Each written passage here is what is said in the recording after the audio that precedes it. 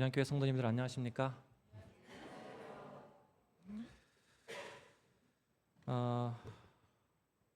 제가 고등학교 때 당시 교목으로 계셨던 목사님들 중에 한 분이 해주셨던 말씀이 좀 기억이 납니다. 설교단에서 어떤 인간적인 약점, 나약함을 드러내지 마라. 그러니까 설교단에 서서 긴장된다는 이런 말 하지 말라는 거예요. 그럼에도 불구하고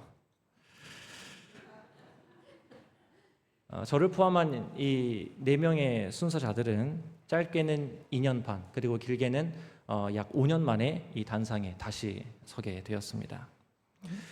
이 설교단은 대언자로서 서는 자리입니다. 대언자가 뭐예요? 말을 대신하는 사람이에요.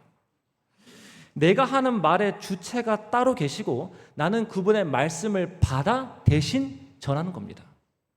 내가 하나님의 말씀을 받아 하나님의 말씀을 대신 전하는 자리인 것이죠. 대언자로서 말씀을 전할 때 비록 하나님께서 나라는 사람의 입술을 사용하시지만 나라는 사람은 가리우십니다. 오늘 말씀을 준비한 저를 포함한 4명은 대언자로서 이 말씀에 서고자 합니다. 오늘 이 시간 어떤 사람이 드러나고 누가 주목받는 것이 아니라 성령께서 저희의 모든 약함과 악함을 가리우시고 당신 홀로 영광 받으시는 자리가 되기를 간절히 바랍니다. 오늘 저희가 함께 나누게 될 말씀은 이제 보시는 것처럼 재림의 신앙, 재림에 대해 말씀을 전하고자 합니다. 우리는 재림을 어떻게 준비해야 할까요? 사실 이 질문을 드리면 이 질문에 대한 답은 꽤나 다양하게 나올 겁니다. 저희는 이 질문에 대한 답을 3개의 소지로 나누어 짧게 말씀을 준비하였습니다.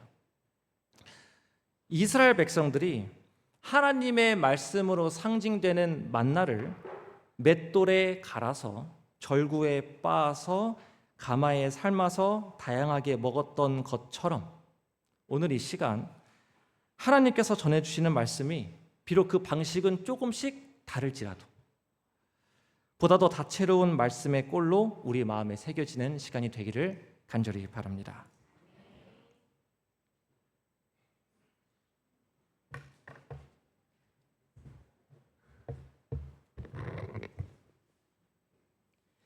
먼저 함께 우리는 어떻게 보아야 하는가에 대한 이야기를 나누도록 하겠습니다. 본문 말씀입니다. 요한복음 9장 39절 함께 읽겠습니다. 요한복음 9장 39절입니다. 함께 읽겠습니다. 시작. 예수께서 이르시되 내가 심판하러 이 세상에 왔으니 보지 못하는 자들은 보게 하고 보는 자들은 맹인이 되게 하려 함이라 하시니. 오늘 이 말씀은 맹인으로 난 자의 눈을 뜨게 한 후에 예수님께서 해주신 이야기입니다. 그 자리에 있던 사람들도 그렇고 이 자리에 있는 우리들도 이 보지 못하는 자들을 보게 한다는 말은 쉽게 이해할 수 있죠. 내가 맹인의 눈을 뜨게 한 것처럼 너희들의 눈도 뜨게 해주겠다라고 이해할 수 있습니다. 그런데 뒤에 나오는 보는 자들을 맹인이 되게 하겠다는 말씀은 조금 걸립니다. 저에게. 진짜 눈 뜬 자들을 맹인으로 만들겠다는 이야기일까요? 이 말씀을 육안이 아니라 영적인 눈으로 해석을 하면 이해하기가 쉽습니다. 그런 의미를 담아서 좀 더 직관적으로 쉽게 이야기하자면 다음과 같습니다. 보지 못하는 자들은 영적으로 보게 하고 육적으로 보는 자들에게 그들이 얼마나 영적으로 맹인과 같은 상태인지 깨닫게 한다. 이렇게 이해하면 좋을 것 같습니다. 영적인 맹인이 무엇일까요? 예수님께서는 영적으로 보지 못하는 자들을 맹인이라고 이야기하고 있습니다. 그럼에도 불구하고 세상에 정말 많은 사람들이 자신이 맹인인지 모르고 살아갑니다. 왜냐하면 우리는 이 두 눈을 가지고 세상을 바라보고 있기 때문이죠. 지금 제 눈앞에 당장 성경책이 있고 또 지금 교회가 있고 또 설교하는 자가 앞에 있는데 지금 이게 영적인 것을 보지 못한다고 이야기할 수 있을까요? 그런데 사실 우리의 영적인 눈을 뜨지 않고 이 육적인 눈으로 보게 된다면 우리는 결코 하나님의 진실을 볼 수 없습니다. 이에 대한 성경 인물을 함께 보도록 하겠습니다. 하나님의 선지자 발람의 이야기입니다. 그는 본래 영적인 사람이었습니다. 발락이 와서 이스라엘을 저주해 달라고 했을 때도 그는 그대로 저주하기보다는 하나님께 먼저 나아가는 선지자였죠. 근데 발락이 올 때 가지고 왔던 그 복채가 발람의 눈을 가리우게 됩니다. 그러자 이제 하나님과 이야기하긴 했지만 하나님의 뜻을 정확하게 보지 못하게 되었죠. 그는 하나님이 아닌 돈만 보게 되는 선지자가 되었습니다. 육으로 세상을 보는 사람들은 하나님께서 자신의 뜻을 보여준다고 해도 그 뜻마저 자신에게 유리하게 해석하기 십상입니다. 발람도 그랬죠. 하나님께서 계속해서 그들과 함께 가지 말라, 이스라엘 백성을 저주하지 말라고 이야기하셨음에도 불구하고 발람이 계속 하나님께 요청을 하자 하나님께서는 내 마음대로 해봐라, 그래도 내가 한 말을 기억하라고 이야기합니다. 하나님께서 기억하라고 하신 말씀, 그들과 함께 가지 말고 이스라엘 백성을 저주하지 말라는 그 말씀이었습니다. 근데 발람은 이제 가라고 하니까 신나서 짐을 챙기고 아침 일찍 출발을 합니다. 그때 어떤 일이 일어나죠? 나귀가 앞으로 나아가지 않아요. 왜냐하면 돈 때문에 영적인 눈이 어두워진 발람이 보지 못하는 그 칼든 천사가 나귀 앞에 서 있었기 때문이에요. 영적으로 눈먼 자는 심지어 선지자일지라도 그 짐승이 보는 것조차도 못 보는 맹인이 되게 됩니다. 육적인 눈으로 보는 자는 결코 하나님의 것을 볼 수 없습니다. 그러자 하나님께서 눈을 밝혀주셨을 때는 발람은 영적인 눈을 뜨고 하나님의 사자를 볼 수 있었습니다. 민수기 22장 31절입니다. 제가 읽겠습니다. 그때 여호와께서 발람의 눈을 밝히심에 여호와의 사자가 손에 칼을 빼들고 길에 선 것을 그가 보고 머리를 숙이고 엎드리니. 발람은 육적인 눈을 뜨고 있었으나 영적으로는 맹인 같았다는 것을 하나님께서 영적인 눈을 뜨게 함으로써 이제 깨닫게 하신 것입니다. 우리의 삶도 똑같습니다. 교인이라고 그리고 우리가 그리스도인이라고 모두 영적인 눈을 뜨고 사는 것은 아닙니다. 하나님의 일을 한다고 하는 우리들도 아직 영적인 눈이 닫혀 있을 수도 있습니다. 신나서 우리의 뜻이 하나님의 뜻이라고 해석하는 실수도 분명히 범할 수 있는 실수입니다. 이제 반대로 이제 엘리사의 사환, 이제 그의 종이었던 눈먼 자가 영적인 세상을 보는 이야기를 나누어 보겠습니다. 이스라엘과 아람이 전쟁을 하고 있을 때입니다. 아람 왕이 성이 둘러쌀 정도로 많은 군사와 말과 병거를 배치시켰죠. 육적인 눈으로 보았을 때는 그들은 결코 살 수가 없었을 것입니다. 엘리사의 사환도 그렇게 보았죠. 그러니 엘리사에게 우리 이제 어떻게 하냐고 엘리사의 종이 물어보았을 것입니다. 이는 당연한 반응입니다. 육적으로 보는 것은 사실 현실적으로 보는 것을 이야기합니다. 어느 누가 100명과 10,000명이 싸웠을 때 100명이 이긴다고 이야기할 수 있을까요? 100명이 무조건 이긴다고 이야기하면 그거는 미련한 사람입니다. 그런데 이런 자들도 하나님으로 인해 영적인 눈을 뜨게 된다면 그때 자신들이 맹인이었다는 것을 알게 될 것입니다. 열왕기하 6장 17절입니다. 기도하여 이르시되 여호와께서 원하건대 그의 눈을 열어서 보게 하옵소서 하니 여호와께서 그 청년의 눈을 여심해 그가 보니 불말과 불병거가 산에 가득하여 엘리사를 둘렀더라. 엘리사의 사환이 이제 엘리사의 기도를 통해서 영적인 눈이 열리자마자 하나님의 군사 불말과 불병거가 엘리사를 둘러싸고 있는 것을 볼 수 있었습니다. 그리고는 승리를 확신할 수 있었죠. 육적인 눈으로 세상을 바라보는 자는 자와 영적인 눈으로 세상을 바라보는 자는 자의 반응은 분명히 다를 수밖에 없음을 보여주고 있습니다. 이 세상에는 하나님께서 보여줄 수 있는 수많은 뜻과 증거와 인도하심이 준비되어 있음에도 불구하고 육안으로 보는 자들은 결코 하나님의 그 역사를 볼 수 없습니다. 마지막 시대를 살아가고 있는 우리들에게도 똑같이 주어진 이치입니다. 그렇기에 요한은 계시록에서 마지막 시대의 교회인 라오디게아 교회에게 이렇게 충고합니다. 함께 읽겠습니다. 시작. 내가 너를 권하노니 내게서 불로 연단한 금을 사서 부유하게 하고 흰옷을 사서 입어 벌거벗은 수치를 보이지 않게 하고 안약을 사서 눈에 발라보게 하라. 우리 재림교회 주석에는 이 안약을 이렇게 이야기하고 있습니다. 그 비유적인 안약은 그들의 영적 눈먼 상태를 치료하기 위한 하늘의 치료제이다.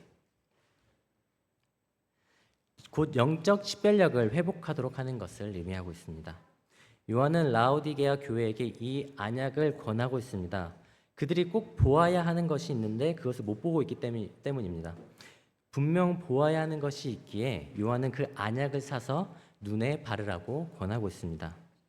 마지막 시대를 살아가는 우리에게 이 안약을 바를 준비가 되어 있는 우리에게 이 발람이 본 그 하나님의 사자, 엘리사의 사환이 본 그 불말과 불병거만큼 중요한 하나님의 역사가 우리에게 보여질 준비가 되어 있습니다. 바로 재림이 임박했다는 증거가 우리 눈앞에 놓여 있는 것이죠. 전쟁과 난리, 기근과 지진, 종교 통합, 그리고 거짓 선지자들의 출현과 같은 사건들이 지금 많이 일어나고 있습니다. 요한이 권고한 대로 이 성령의 안약을 눈에 발라 영적 맹인 같은 우리의 상태가 치유되기 바랍니다. 그 안약을 발라서 영적인 식별력을 가지게 된다면 마지막 시대를 살고 있는 우리는 이러한 사건들 속에서 하나님의 영적인 인도를 발견할 수 있을 것입니다. 예수님께서 이렇게 이야기하십니다.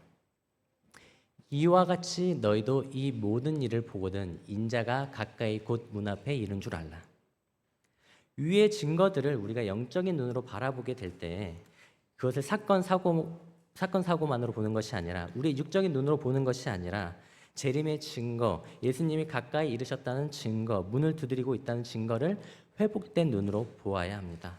이를 위해 엘리사의 사환이 눈뜰 수 있도록 기도하였던 것처럼 우리도 하나님께 영적인 눈이 뜨도록 기도하시기 바랍니다. 또 본문의 말씀처럼 예수님께서 눈뜨기 위해서 우리에게 오시는 것을 받아들이시기 바랍니다. 비로소 그때 우리는 이 구속의 대쟁투 속에서 승리를 확신할 수 있는 그 불병거와 같은 증거를 장담할 수 있을 것입니다. 예수님의 재림의 승리의 순간이 다다랐음을 우리는 볼 수 있을 것입니다. 마지막으로 계시록 2장 30절을 함께 읽고 마치도록 하겠습니다. 시작.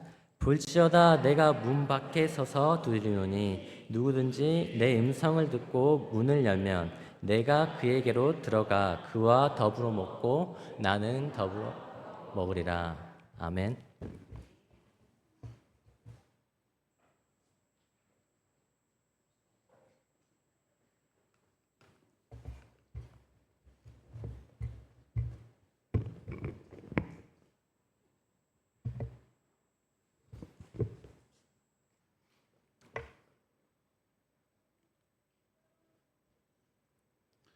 우리 다 함께 로마서 10장 17절로 18절 말씀 함께 읽겠습니다. 시작. 그러므로 믿음은 들음에서 나며 들음은 그리스도의 말씀으로 말미암았느니라. 그러나 내가 말하노니 그들이 듣지 아니하였느냐? 그렇지 아니하니 그 소리가 온 땅에 퍼졌고 그 말씀이 땅끝까지 이르렀도다 하였느니라. 우리는 예수님을 믿는 사람들입니다. 예수님에 대해서 믿는 사람들입니다. 예수님께서 이 땅에 처음 오시기로 예언되어 있던 말씀을 믿는 사람들입니다. 예수님께서 이 땅에 오셔서 행하셨던 그 모든 일들과 그 목적에 대해서 전해 듣고 믿는 사람들입니다. 예수님께서 우리를 사랑하셔서 우리를 구원하시기 위해서 십자가에서 돌아가셨고 그 십자가에서 완성된 구원을 이루시러 다시 오시겠다고 하신 그 말씀을 듣고 믿는 사람들입니다. 우리는 그리스도의 말씀으로 말미암은 믿음을 가진 사람들입니다. 그러므로 믿음은 들음에서 나며 들음은 그리스도의 말씀으로 말미암았느니라. 우리는 예수님에 대해서 들었고 예수님께서 하신 말씀을 들었고 그것을 믿는 사람들입니다. 맞습니까? 그런데 이어지는 로마서 18절의 말씀은 들었음에도 불구하고 믿지 않는 사람들에서 조명하고 있습니다. 그러나 내가 말하노니 그들이 듣지 아니하였느냐? 들었냐는 거예요. 안 들었냐는 거예요. 그런데 이어서 뭐라고 합니까? 그렇지 아니하니, 그렇지 않다, 들었다는 것이죠. 이 소리가 온 땅에 퍼지고 땅끝까지 이르렀다는 것입니다. 이 말씀은 혹시나 못 들은 사람이 있는가 하는 질문에 그럴 리 없다고 말씀하고 있습니다. 주석을 보면 그들이 듣지 아니하였느냐라는 질문에 헬라어의 구조상 어떠한 변명도 용납될 수 없음을 나타내는 구조라고 말하고 있습니다. 말씀을 들은 것이 분명한 이들은 어떤 모습을 보이나요? 16절에 보면 복음을 순종치 아니하였다는 말이 나옵니다. 말씀을 들은 것이 분명한 그들이 복음을 순종치 않았다는 것입니다. 우리 귀는 항상 열려 있는데 분명 소리가 온 땅에 퍼졌고 땅끝까지 이르렀다고 했는데 그럼에도 불구하고 그들처럼 듣지 못한 것과 같이 행동하는 상황은 어떤 게 있을지 잠시 생각해 보려고 합니다. 제가 책을 읽고 있다고 가정을 한번 해보겠습니다. 책을 읽고 있는데 조금 멀리서 대화하는 소리가 들리는데 대화 내용이 굉장히 흥미로워요. 철수랑 영희랑 서로 막 너무 많이 좋아하는데 아마 부모님이 반대가 너무 심해서 좀 힘들어하다가 결국엔 그 반대를 무릅쓰고 결혼까지 이어졌다는 이야기를 하고 있는 겁니다. 과연 제가 그 책을 끝까지 읽을 수 있을까요? 분명 저는 금세 그 이야기에 빠져서 이야기를 듣고 있을 겁니다. 근데 제가 만약에 그 책을 읽고 있는데 옆에서 그 똑같은 얘기를 제가 알아듣지 못하는 언어로 외국인들 둘이서 막 대화를 하고 있다고 가정을 해보겠습니다. 그렇다면 아마 저는 아무 방해도 받지 않고 책을 끝까지 읽을 수 있을 것입니다. 이것은 소리가 들렸음에도 불구하고 내가 이해하지 못한 내용을 말하는 것입니다. 다른 이야기를 한번 해보겠습니다. 어느 초등학교에서 수업을 하는 중에 화재 경보기가 막 울렸다고 합니다. 수업을 듣고 있던 어느 한 아이가 선생님이 막 말리는데도 불구하고 같은 교실에 있는 친구들을 다 데리고 교실 밖으로 대피를 해서 운동장에서 대피를 하고 있었습니다.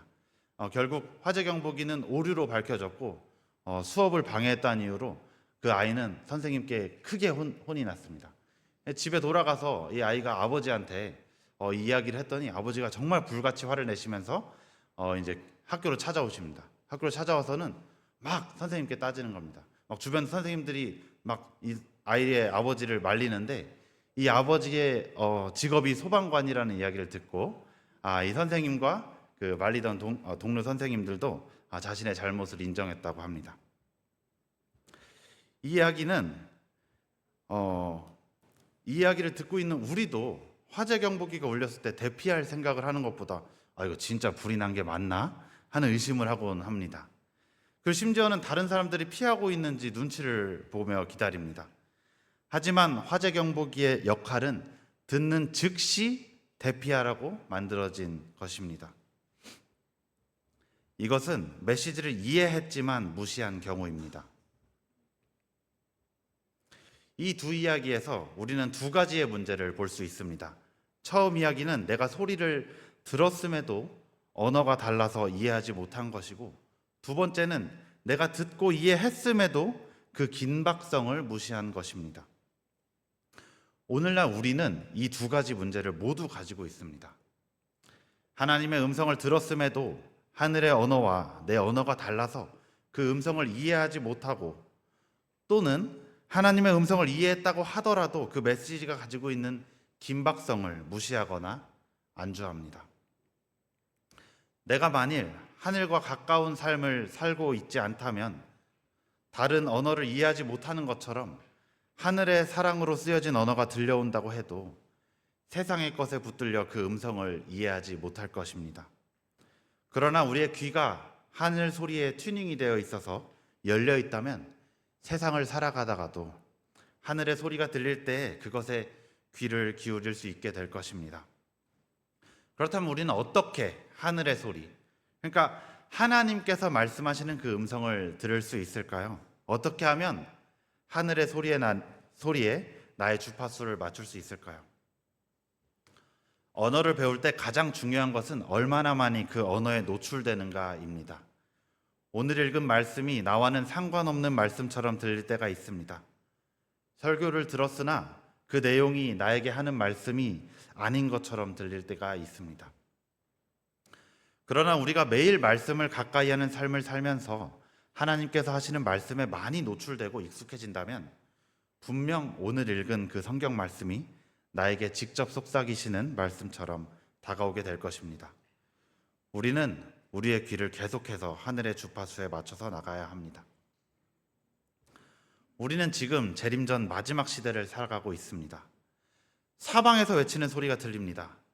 어쩌면 우리는 이미 익숙해져서 무뎌져 있는지도 모르겠습니다. 그러나 분명한 것은 지금 이 시간에도 울리고 있는 음성입니다.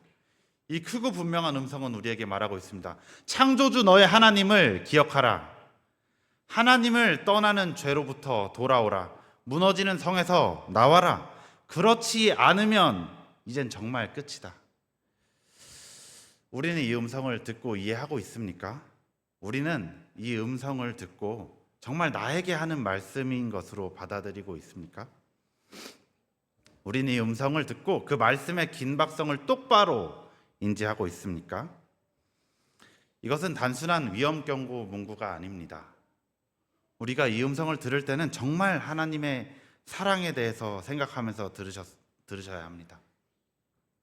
하나님이 세상을 이처럼 사랑하사 독생자를 주셨으니 이는 그를 믿는 자마다 멸망하지 않고 영생을 얻게 하려 하심이라.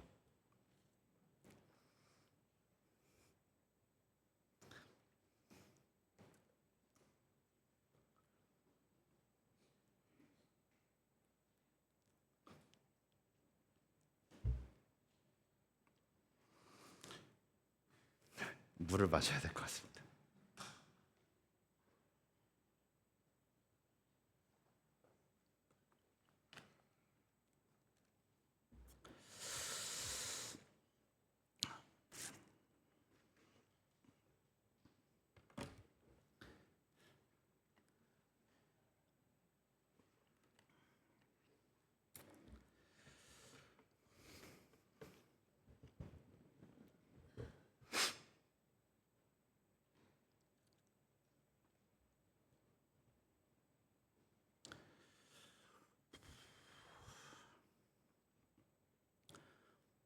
무너져가고 있는 건물 아래 아무것도 모르고 앉아있는 아이를 부르는 어머니의 절규를 생각해 보시기 바랍니다.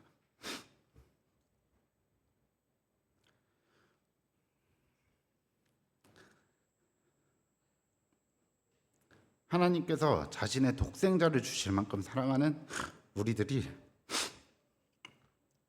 이제 정말 구원의 완성에 가까웠는데, 정말 이제는 때가 가까웠는데, 정말 얼마 남지 않았는데 안주하고 있는 우리들에게 정말 절규에 가까운 목소리로 말씀하십니다. 내가 너의 창조주 하나님이다. 제발 죄로부터 돌아와라. 무너지는 성에서 제발 나와라. 이제 정말 얼마 남지 않았다. 내게로 와라.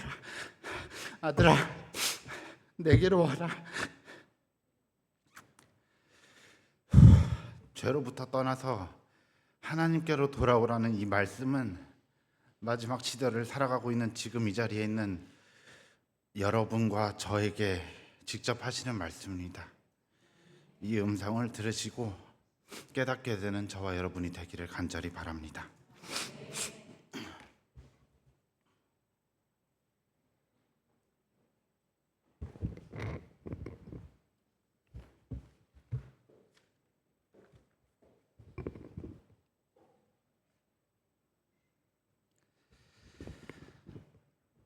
설교가 아직 끝나지 않았습니다. 저는 오늘 재림을 준비하는 성도의 말하기에 대해서 함께 다뤄보자고 합니다. 우리 함께 사도행전 4장 20절을 함께 보겠습니다. 함께 읽도록 하겠습니다. 시작. 우리는 보고 들은 것을 말하지 아니할 수 없다. 이 말씀은 베드로와 요한이 사내들인 공회 앞에서 한 선언입니다. 그들에게 더 이상 예수의 이름으로 말하지 말라고 위협했을 때 그때 그들의 대답이 이것이었습니다. 참으로 놀라운 고백이 아닙니까? 어떻게 이렇게 고백할 수 있었는지 오늘 금일 사도행전 4장 20절을 포함한 사도행전 4장의 전반적인 베드로와 요한의 모습을 통해서 재림을 준비하는 우리 성도는 어떻게 말해야 하는가 한번 힌트를 얻어보고자 합니다. 마지막 때의 재림 성도는 우리가 보고 들은 것을 말해야 합니다. 우리는 앞서 다룬 보기와 듣기를 통해서 하나님의 말씀을 어떻게 보아야 하는지, 어떻게 들어야 하는지 알게 되었습니다.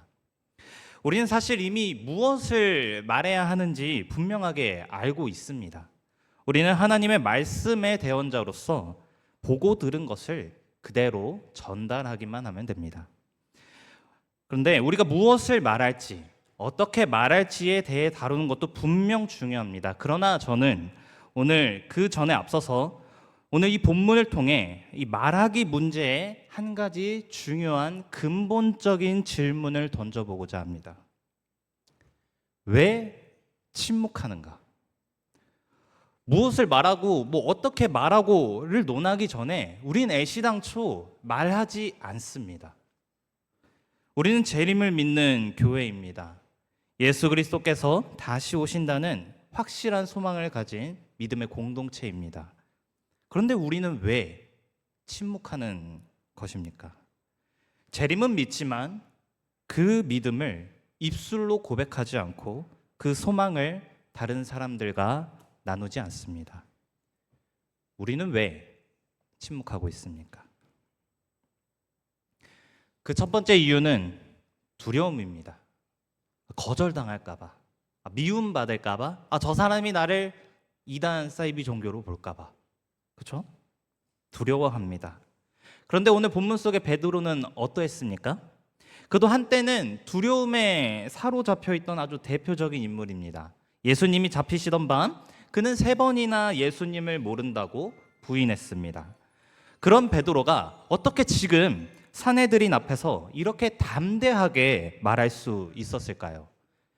사도행전 4장 8절에 그 비밀을 알려줍니다.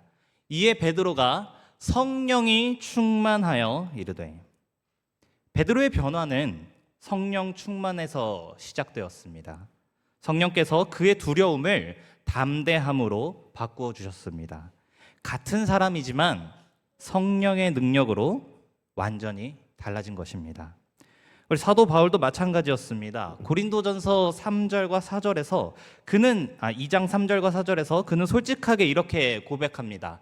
내가 너희 가운데 거할 때에 약하고 두려워하고 심히 떨었노라. 바울도 심히 떨었다고 합니다. 두려워했다고 합니다. 근데 4절에서 이렇게 이야기합니다. 내 말과 내 전도함이 설득력 있는 지혜의 말로 하지 아니하고 다만 성령의 나타나심과 능력으로 하여. 바울도 우리처럼 두려워하고 떨었습니다. 하지만 그는 그 두려움을 극복하는 비결을 알고 있었습니다. 그게 뭘까요? 바로 성령의 능력에 의지하는 것이었습니다. 우리도 마찬가지입니다. 두려움을 느끼는 것은 아주 자연스러운 일이죠. 하지만 그 두려움 때문에 우리가 침묵을 할 필요는 없습니다. 성령의 능력을 의지하여 담대히 나아가시길 간절히 바랍니다. 우리가 침묵하는 두 번째 이유는 바로 무능감 때문입니다. 나는 성경을 잘 모르는데 내가 말할 자격이 있을까? 우리는 종종 이런 생각을 합니다. 목사님처럼 신학을 공부한 것도 아니고 성경을 완벽하게 다 이해하고 있는 것도 아니고 말을 막 유창하게 하는 것도 아닌데 내가 어떻게 다른 사람들에게 말할 수 있을까? 오늘 사도행전 4장 13절에 베드로와 요한을 보겠습니다. 그들이 베드로와 요한이 담대하게 말함을 보고 그들을 본래 학문 없는 범인으로 알았다가 이상히 여기며 또 전에 예수와 함께 있던 줄도 알고. 오늘 본문의 베드로와 요한은 학문 없는 범인이었습니다. 오늘날로 말하면은 학교도 제대로 나오지도 않은 사람들이었습니다. 그런데 사내들인의 학자들과 종교 지도자들이 그들의 담대함을 보고 놀랍니다. 베드로와 요한은 대체 무슨 자격으로 학자들과 종교 지도자들 앞에 서 있습니까? 그 자격은 우리가 방금 읽은 성경절에서 찾을 수 있습니다. 뒤에 노란색으로 표시된 성경절 뭐라고 적혀 있죠? 예수와 함께 있던. 그들의 자격은 예수와 함께 있던 경험이었습니다. 복잡한 어떤 신학적 이론이나 화려한 말솜씨가 아니라 예수님과 함께 살아있는 경험이었습니다. 우리도 마찬가지죠. 우리에게 필요한 것은 신학 박사가 아닙니다. 방대하고 전문적인 신학적 지식이 아닙니다. 우리에게 필요한 것은 예수님과 함께한 경험입니다. 완벽한 설명보다 단순하고 진실한 경험을 나누는 우리가 되기를 간절히 바랍니다. 마지막으로 우리가 침묵하는 세 번째 이유는 무관심입니다. 어떻게 보면 가장 본질적인 문제예요. 우리가 침묵하는 것은 다른 사람을 향한 진정한 사랑이 부족하기 때문은 아닐까요? 다른 사람들의 구원에는 별 큰 관심이 없기 때문에 우리는 보고 들은 것이 있어도 그저 침묵하는 것입니다. 그런데 오늘 본문 속 베드로와 요한에게는 그들이 가진 복음에 대해 말하지 아니할 수 없다는 강한 확신이 있었습니다. 그들에게는 이 침묵이라는 선택지가 없었어요. 그들이 말하지 아니할 수 없다고 한 것은 무엇 때문이었을까요? 사도행전 4장 12절에 그들이 한 말을 함께 보겠습니다. 다른 이로서는 구원을 받을 수 없나니 천하 사람 중에 구원을 받을 만한 다른 이름을 우리에게 주신 일이 없습니다. 예수님 외에는 구원이 없습니다. 또한 고린도후서 5장 14절은 이렇게 이야기합니다. 그리스도의 사랑이 우리를 강권하시는 도다. 이 강권한다는 말이 바로 말하지 아니할 수 없게 만든다는 뜻입니다. 무엇이 우리를 강권한다고요? 그리스도의 사랑이 우리를 강권한다는 것입니다. 그리스도의 사랑을 깊이 체험한 사람은 그 사랑을 다른 사람들과 나누지 않을 수 없습니다. 오늘 본문 속의 베드로와 요한도 마찬가지였습니다. 그들은 그리스도의 사랑을 깊이 체험하였습니다. 그리고 그들이 체험한 예수님의 사랑으로 말미암아 예수님 외에는 구원이 없다는 것을 깨닫게 되었고 이 구원의 소식을 다른 사람들도 알아야 한다는 간절함이 생겼습니다. 그리고 그들 앞에 구원이 필요한 사람들이 서 있었습니다. 그 사내들인의 종교 지도자들, 그 성전에 모인 수많은 성도들 모두 구원이 필요한 영혼들이었습니다. 그 순간 그들이 깊이 체험했던 그 그리스도의 사랑이 그들을 강권하였고 그들은 말하지 아니할 수 없었습니다. 우리도 마찬가지입니다. 그리스도의 사랑이 우리를 강권할 때 우리도 말하지 아니할 수 없는 상태가 됩니다. 이것은 억지로 만들어낼 수 있는 것이 아닙니다. 진정한 사랑에서 자연스럽게 흘러나오는 것입니다. 그래서 즉 우리에게 필요한 것은 그리스도의 사랑을 내가 먼저 더 깊이 체험하고 그 사랑으로 다른 사람들을 바라보는 것입니다. 그때 우리도 자연스럽게 말하지 아니할 수 없는 마음을 갖게 될 것입니다. 우리는 마지막 때를 살고 있습니다. 고린도전서 9장 16절에 보면 내가 복음을 전할지라도 자랑할 것이 없음은 내가 부득불할 일임이라. 부득불이라는 표현을 하였습니다. 이것은 외적 강요가 아니라 내 안에 내적 필연성을 나타내는 말입니다. 그런즉 복음 전파는 할 수 있냐 없냐 그런 것을 따지는 것이 아니라 하지 않을 수 없는 일입니다. 우리는 재림의 소망을 믿는 교회로서 우리에게는 더욱더 절박한 사명이 있습니다. 시간이 얼마 남지 않았습니다. 그런데 아직도 복음을 듣지 못한 사람들이 얼마나 많습니까? 우리가 침묵한다면 우리 주변의 사람들은 어떻게 재림의 소망을 알게 되겠습니까? 우리가 말하지 않는다면 누가 그들에게 영원한 복음을 전하겠습니까? 사랑하는 성도 여러분, 예수님께서 곧 다시 오십니다. 아멘입니까? 그렇기에 바로 오늘 이 시간이 우리의 침묵을 깨뜨려야 할 때입니다. 두려움을 담대함으로, 무능감을 확신으로, 그리고 무관심을 사랑으로 바꾸어 세상에 재림의 소망을 전하는 그런 하나님의 증인이 되는 저와 여러분이 되기를 간절히 바랍니다.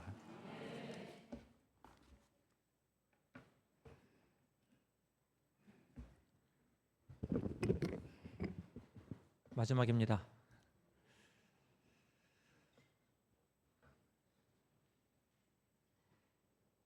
성경. 단어는 굉장히 짧습니다. 딱 2글자예요. 그런데 그 안에 들어있는 내용은 완전 정반대입니다. 내용이 굉장히 방대하죠. 이 방대한 성경의 마무리가 어떻게 되는가? 계시록 21장 20절로 21절에 보시면 예수 그리스도께서 내가 진실로 속히 오리라고 말씀하시고, 사도 요한은 아멘 주 예수여 오시옵소서라는 신앙 고백을 하며 이 성경이 마무리됩니다. 창조로부터 시작되었던 성경 말씀이 재림으로 마무리되는 것이죠. 우리는 앞서 우리가 보는 것, 듣는 것, 말하는 것에서부터 어떻게 재림을 준비해야 하는가를 살펴보았습니다.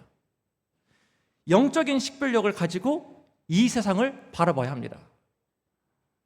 우리의 주파수를 하늘의 소리에 맞추어 들어야 합니다. 그리고 이를 통해 보고 들은 것을 말하지 아니할 수 없는 마음을 가져야 합니다. 그런데 이 모든 것들에 앞서서 우리는 한 가지 질문에 대하여 분명한 답을 가져야 합니다. 그 질문이 무엇인가? 재림이 왜 중요하냐는 거예요. 재림이 왜 중요한가? 우리는 제7일 안식일 예수 재림 교인입니다. 이 단어를 보시면 딱 2개의 키워드가 드러나죠. 안식일과 재림이에요.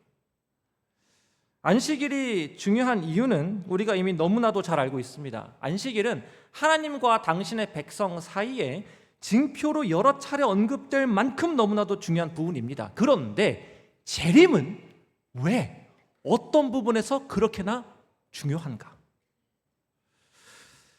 1844년은 특별히 우리 교회에 있어서 굉장히 특별한 사건이 있었던 해입니다. 대실망의 사건이 있었던 해죠. 윌리엄 밀러로부터 시작된 이 초교파적인 재림운동이 미국에서 일어났고, 수많은 사람들이 1844년 예수님께서 재림하실 것으로 믿으며 굉장히 뜨겁게 불타올랐습니다. 하지만 다니엘서 8장의 이 2300주야에 대한 잘못된 해석으로 수만 명의 사람들이 대실망을 맛보게 돼요. 그런데 우리는 이 윌리엄 밀러의 재림운동에 대해서 어떻게 평가하고 있습니까? 이거는 비성경적이고 아주 성경적이지 못한 그런 재림운동이었어 라고 평가합니까? 예언의 시는 이렇게 말하고 있습니다. 하나님께서는 그 심판에 대한 경고를 저들이 해석하는 그대로 전파하도록 버려두셨다 그래요. 당신의 자비로운 목적을 이루셨다 합니다. 그 큰 날이 임박하였으므로 하나님의 백성들은 그분의 섭리에 의하여 그들의 심중에 있는 것을 그들에게 보여주기 위하여 일정한 시기에 무엇을 받았다? 시험을 받았다. 그 기별은 교회를 시험하고 정결케 하기 위해서 필요했다라고 말합니다. 재림이 중요한 이유는 재림이라는 사건 그 자체가 가지고 있는 의미도 물론 너무나 중요하지만 그 재림을 위해 준비하는 모든 과정들 자체가 너무나 중요하기 때문입니다. 이 재림을 준비하는 모든 과정들이 중요하기 때문에 우리가 무엇을 어떻게 보고 어떻게 듣고 어떻게 말하는지가 너무나 중요한 것이죠. 윌리엄 밀러의 재림운동은 우리 교회에 있어 중요한 사건이라고 말씀드렸습니다. 다니엘서의 말씀을 제대로 깨닫지도 못하고 함부로 이 재림의 날을 착오하여 많은 사람들을 실망 가운데로 빠뜨린 그런 재림 운동이 왜 중요한 사건인가? 비록 재림의 시간에 대해서는 잘못 해석했을지라도 그 재림을 위하여 준비하는 그 모든 과정들에 있어서 그들이 가졌던 신앙적 뜨거움은 너무나도 옳았기 때문입니다. 재림의 날을 열망하며 가지고 있었던 그 신앙적 태동이 결국 어디로까지 이어집니까? 제7일 안식일 예수 재림교회를 탄생시키는 태동으로까지 이어지게 됩니다. 재림의 신앙이라는 것은 예수님의 다시 오심을 믿는 그 신앙을 일컫는 말이기도 하지만